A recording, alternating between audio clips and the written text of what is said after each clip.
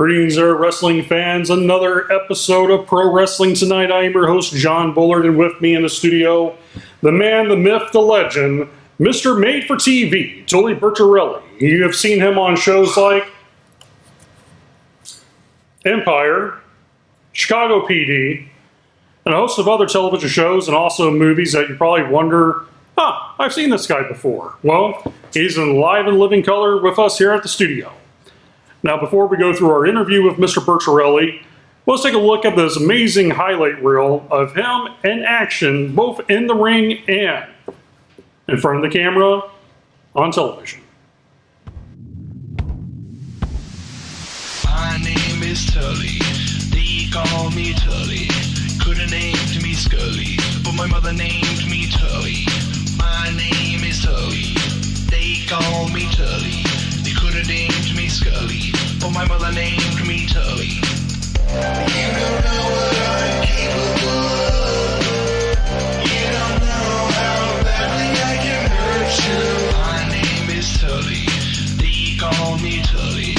Could've named me Scully, but my mother named me Tully. My name is Tully, they call me Tully. They could've named me Scully, but my mother named me Tully. If it feels good, do it. Feels good, do it. If it feels good, do it. Feels good, do it, do it.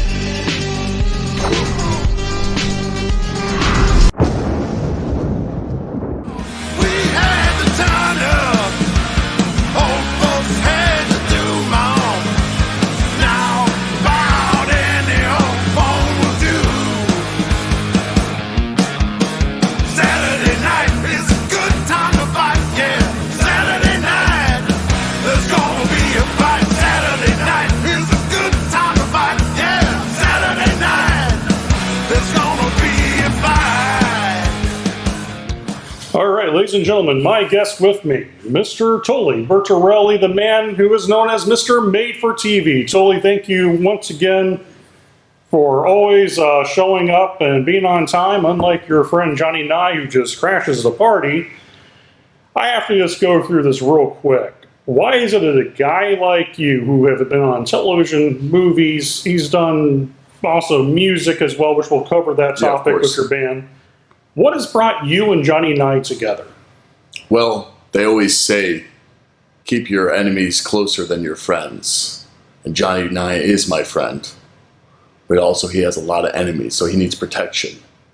Sort of like how the outfit was like in Chicago, back in the, the Prohibition period and everything like that. 1930s. Yeah, so if you put it, he's Capone, I'm Machine Gun Kelly.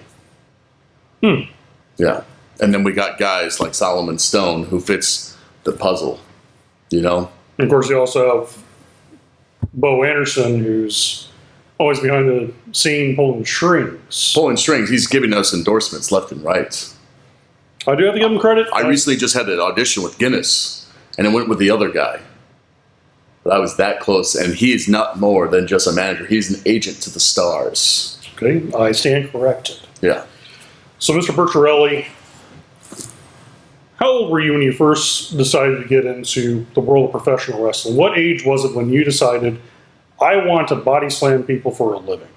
Well, that would probably be when I was 10 years old. I was the new kid at school, at Pilgrim Lutheran School and Church. I lied my way into liking wrestling because the only thing I knew about professional wrestling was Hulk Hogan and WCW NWO World Tour on the N64. I played as Paco Loco, and I fought against Scott Hall and Kevin Nash and Six all the time. So just basically like that. And then when they talked about Bret Hart and Owen Hart going in the steel cage match, I played that at Warzone.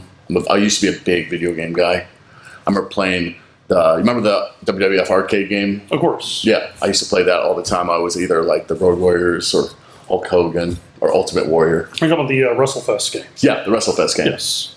The one that was out in the arcade. Yes. Before that, I was always a fan either of Batman or Chris Farley. So. Now, with you going as just age 10, becoming a fan of professional wrestling, and then over the years developing more and more of a passion for it, how old were you when you first started training for professional wrestling? I first started training when I was supposed to be 16 with a company called World Wrestling Zone. And if you remember MapQuest, Yes. I got lost on my way to the school. As most people usually do with MapQuest. Yeah, pretty much.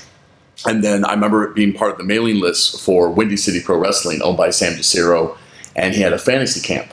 So my graduation present for my folks was to have me try out for Windy City. And I was 18 at the time. I couldn't sign with them because I already confirmed to play college football for Bridgeton Academy in North Bridgeton, Maine. And then I remember I was getting scouted by AWA Slam, run by Nick Cortez and Ray Cortez, and stuff like that. And I was going to train with the AWA, but being confirmed to play college football in 2006 to 2007, I couldn't do that. So I started really training probably when I was 20 years old with Steve Boz up in the Narragansett at the Slam Center, as we like to call it. A lot of people have different names for the Slam Center. They either call it the Boyetta House, the Slam Center, the War Dome, Yeah. And it's a pretty well-known school for a lot of talent that's wrestled in Chicago. Yeah. Being trained by Steve. And, of course, a big shout-out to Steve and the people who run the wrestling school. They do a great job. Yeah. Of course, some of the talent that comes from the school itself, they've been showing up to Chicagoland Championship Wrestling, of course. So with that, you got trained by Steve Boz, and you're going through the lessons, the knowledge of what it takes to be a professional wrestler. People think that this is an easy business. It's not an easy business. No, not at all. And then, I mean, at the same time, I was bouncing back and forth. After I played Bridgeton, I went to Lynn University and did theater.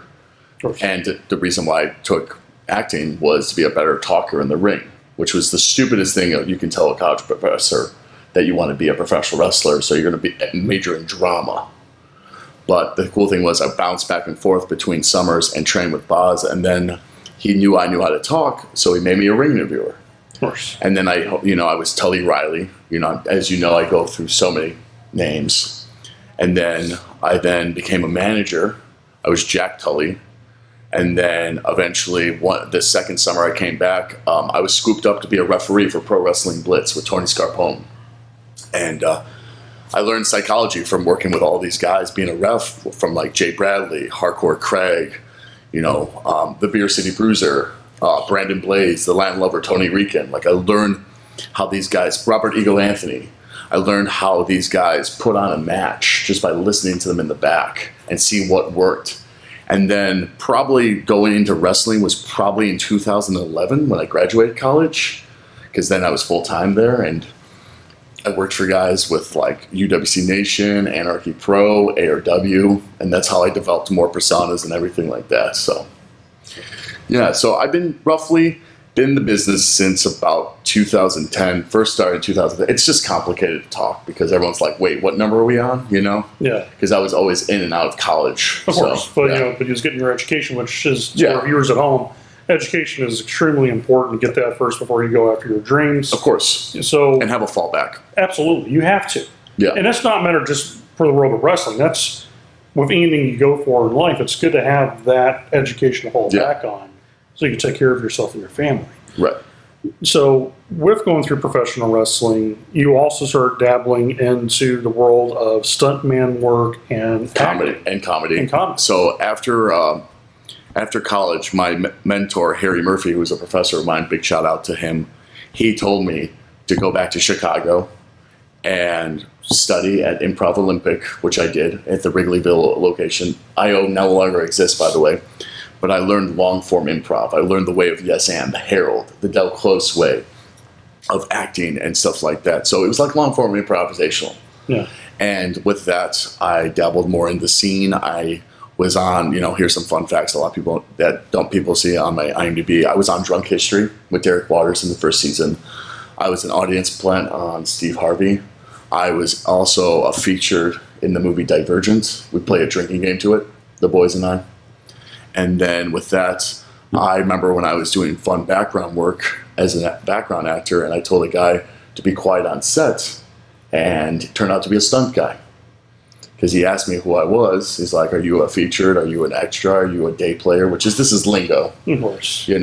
And I basically worked out with him. I showed him. He's like, oh man, you can really move. Like, what do you do? I'm like, oh, I wrestle on the weekends. He's like, wrestle like MMA? I'm like, no, like wrestling. He's like, you got footage of that? And I showed him a match between the Wild Man Beast and I. and he saw Beast give me a huge lariat and saw how I bumped, and he's like, dude, like, why aren't you an action actor? Why aren't you a stuntman? Like, you're perfect for this. So with that, I trained with the guys. I got to meet guys like Brian Christensen, Marty Murray, the guys that run Midwest Stunts, who are the stuntmen of Chicago. Big shout out to them for giving me a start with that. And I got on Chicago PD. I had to wait a whole year to be on Empire. I worked on a movie with John Goodman called Captive State with Machine Gun Kelly and everything like that, who's directed by Rupert Wyatt, who also directed the Planet of the Apes movies. Yes. Yeah. Really fun story with that one. But and then recently got on Fargo. Yeah, we see. I've actually I've worked on Empire the most shows that have been filmed here, but worked on Fargo, you know? Yes, we've seen the clip, actually. You play the guy answering the door that got stabbed in the eye. Yeah. I always laugh because everyone's like, we don't see your face. I'm like, in being an action actor, you don't have to see our face. Yeah. Because the main focus is the actor. Yes. We make the actor look good. It's just like when you wrestle, you make the other guy look good. It's your body that sells the story, not your face. Exactly. Yeah. That's something that a lot of people don't understand about the world of stuntmen, action actors. Yeah. You know, they're the one that makes everyone else look $1 million. Right, of course. They're the blue collar of Hollywood. Oh, absolutely. And when Brad Pitt came out and said, we need to recognize this, it's good that the Screen Actors Guild has an award for us. But in due time, we probably will have an award for the Academy. It'll take time. And rightfully so, because you look at all the dangers of stuntmen, their bodies through. It's not an easy job. No, not at all. And everybody's like, oh, I can fall. I'm like, Yeah. There's more to just falling down. It's always funny when the wrestlers are like, I want to be a stuntman. I'm like, well, whatever you're learning, throw it out the window. Yeah, because it's not. Because that's what I learned from Eddie Fernandez. Throw everything you learned in the ring, because stunt work is completely different. Yeah. And it's a fun time. Like, I've worked with a lot of cool dudes. I've met a lot of famous people, you know, and the thing is, I have fun with it, you know, just like professional wrestling, you know, and just let people know that, like, hey, this is another many of the things that I do. You know, my middle name's Jack for a reason. Sure, yeah. You know? So within going from doing acting with your stunt work, also smaller roles, and now you're starting to get more larger roles on cameras, going back into the world of wrestling, so you're going through, you're just pretty much went through the training with Boz. Right. And you started working. What were some of the first companies you started really getting, not as a referee, not as a interview man, but more of as a wrestler and performer?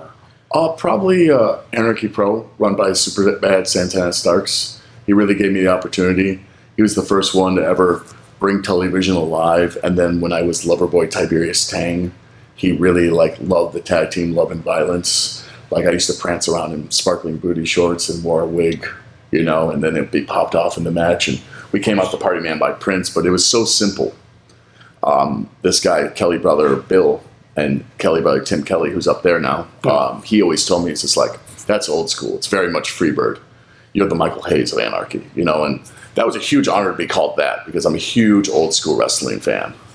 You know, I go back to the 80s and 60s and 70s with yeah. Back when wrestling was dope. Yeah, back when they were selling out stadiums and buildings left and right. And it was real. Oh, yeah. It wasn't a super kick party. No. It wasn't the Ace Crusher. No. It wasn't a plancha. There's a good punch in the face. Yeah. So, with that, I do have to ask this question. This is part of, we're starting to do a fan Q&A. Okay. So they bring in the questions. Cool. And we have our talent answer them as best as possible. All right. So, first question comes from our good friend Jamie. How many characters have Mr. Tully Bertorelli has played in the world of wrestling? All right, let's go down the list, John.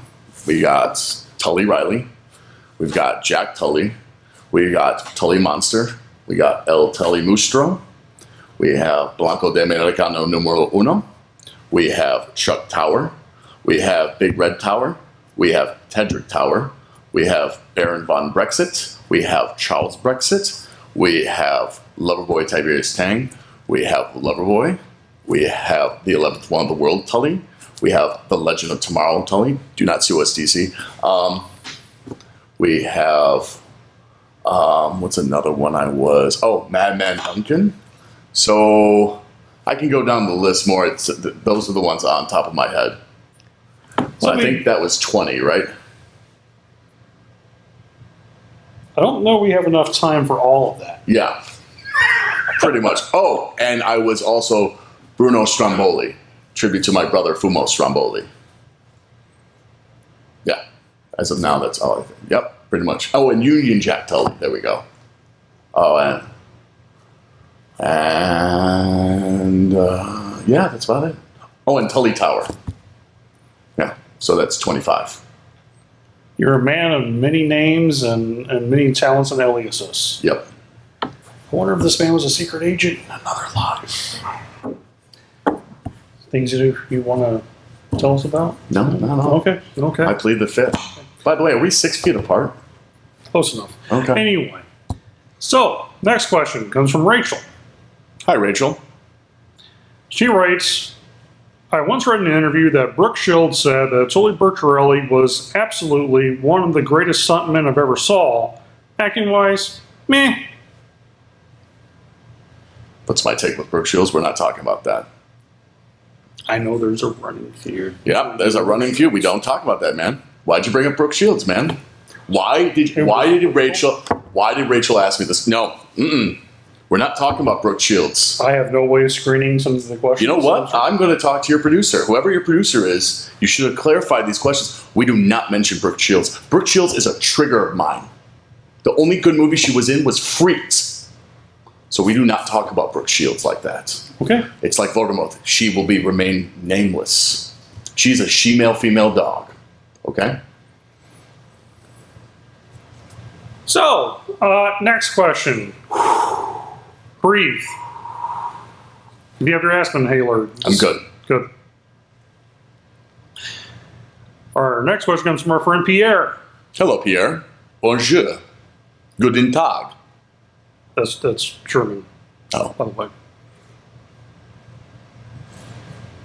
Pierre writes, how much does it cost to actually get a full-fledged autograph from Mr. Bertorelli? And last time I tried to ask him for an autograph, his friend Johnny Nye sprayed Lysol in my face. Really? You're bringing up Pierre again? Okay, Pierre, I remember you. Do you remember when I was getting out of Smart Bar with Johnny Nye and Silent Stone? You basically were obsessed over me because I've been in Chicago PD, Empire, and Far. You know what? The autograph is still $200 for my autograph. Because I know what you're all going to do. You're going to go on eBay and eBay my photo like all the rest of the marks of wrestling.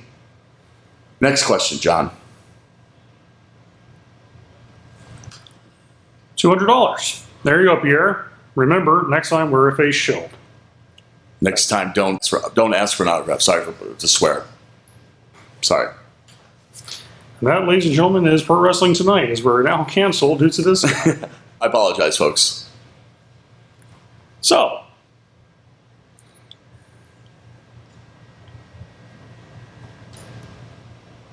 I think Let me go back to Pierre. The credit roll should just start rolling off.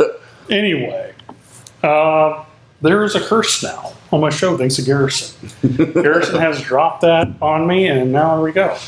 Anyway, Sorry about that, folks. We'll find a way to edit I'll pay this. that fine. I have the money. Bo better be coughing up some cash. Yeah. Anyway, so next question actually comes from our good friend John. Not me, by the way. Okay, So good. Just, Yeah. yeah. They asked, what was your favorite movie role when you first started in film? Oh, probably Captive State. What was really cool about Captive State was actually it's between Captive State and Chicago Rods. Captive State, I played a Pilsen civilian, and the stunt was I got thrown against the wall by a SWAT team. And for being a big dude, as you can tell, they were supposed to throw me against the wall, zip tie me, and throw me down, and 50 SWAT guys were supposed to run over me. But they didn't realize I'm 260 pounds, lean steel, twisted steel, mean fighting COVID-19, like I'm pretty much muscular. So Rupert comes up to me and says, hey, Tully, can we switch up a little bit because the SWAT came run over you. You're too big. So instead they just throw me against the wall, zip tie me, and drag me across the room, and stuff like that. That was really fun. I didn't know who I was talking to until I went back to the Teamster van and I looked up the cast, and I realized I was talking to the director of Planet of the Apes, because usually when you're doing stuff, you're usually only talking to the coordinator. The director only introduced probably once a Blue Moon, or it's the AD. So it was pretty cool with that. Chicago Rock was fun because I play multiple characters, my music's in it, and stuff like that.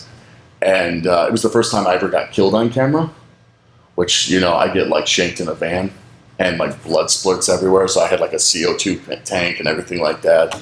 And it was pretty cool like that. Yeah. So that was pretty cool. So, with all the people you met throughout Hollywood, you said that one film you was working with John Goodman. Yeah. Had you had a chance to actually talk to Mr. Goodman? When you do stunt work, you really don't talk to the actors. Probably the only actor I probably had interaction with was the actor from Chicago PD, Voight. Yeah. And also Terrence Howard of Empire. You know, I talked to I don't really talk to them because when I'm at work, I'm at work. Of course, so you're going to focus on your task at hand. Yeah. So with that as well, with music, wrestling, you know, I should just say acting and wrestling. Let's talk about music. You're actually a lead vocalist for a band called Billy Club Master Chef. Yeah. Part of my, besides acting and wrestling, music is a huge passion of mine, just like Johnny Nice is. Of course. I love every type of music. Probably my favorite music is music from the 80s. Because it was so mystic and lyricist, but very happy. Yes. So my band is very much industrial, new wave, dark wave, kind of punk rock in a way. Some songs are punk, but it's mainly dark wave, new wave. Yeah. You For know? what I've listened to, it does give me a very much 1980s, like, the music could be played in a movie based in the 80s. Yeah. Easily. Butthole Surfers meets, you know, David Bowie, Gary Newman. It's very trippy.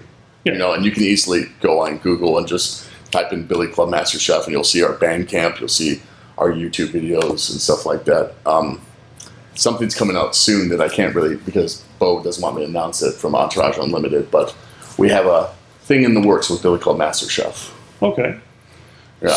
So I've seen some of the commercials that you guys have done for Billy Club Master Chef. There was this one bald guy that you had as a salesman that just... Yeah.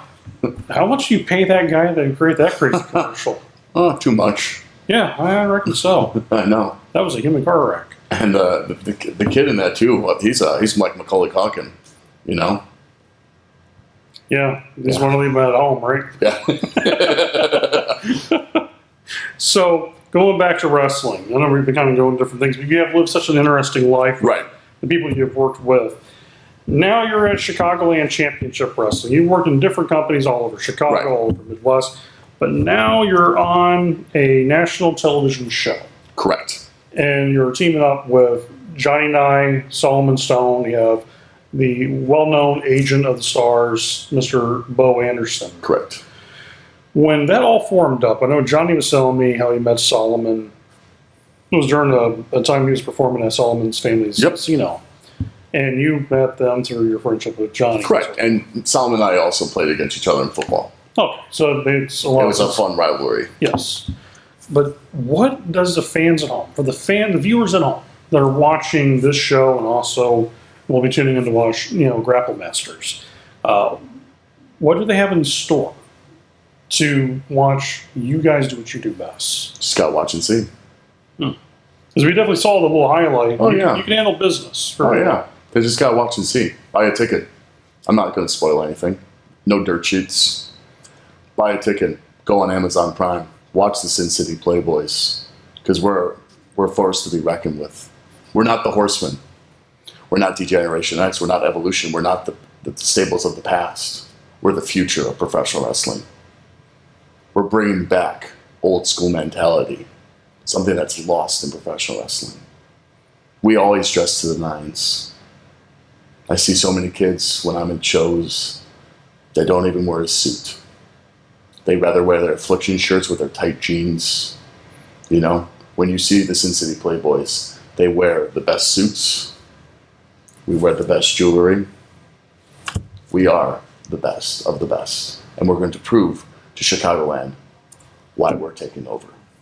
I know that line has been used before in the past, but we're taking over Chicagoland day by day. Just buy a ticket and watch and see the Sin City Playboys roll. Now, give you the floor here. Thank you for being a lot more generous than Johnny was when he was here. And I apologize for swearing on the air. I'll tell Bo Anderson to write a check. That's very nice of you. I'll definitely go back to anger management class. Yeah. That's really good. I can't thank you enough. You know what? We have this a few minutes left on the show. Fans, April 17th, 2021. I know, it's the future. That's the next big taping for Saturday Night Grapplemasters coming here to Michigan City. You'll see this guy wrestle and do what he does best. I'm going to leave you the opportunity to do your Academy Award speech while the credits are rolling. Say what you want to your fans, your friends, and the people who gave you the opportunities or foot in the door. Definitely. First off, I'd like to thank all the Tully viewers at home watching. I also like to thank John Bullard and Chicago, and also the studio that we have here for having me. But all I have to say is, if you're in town, be sure to check out Chicagoland Championship Wrestling. Be sure to buy a ticket. You can either cheer me or boo me. I'm still here. And when that bell rings, it's a bull in their china shop. That's very true. You know, the guys in the locker room should realize I'm coming for them.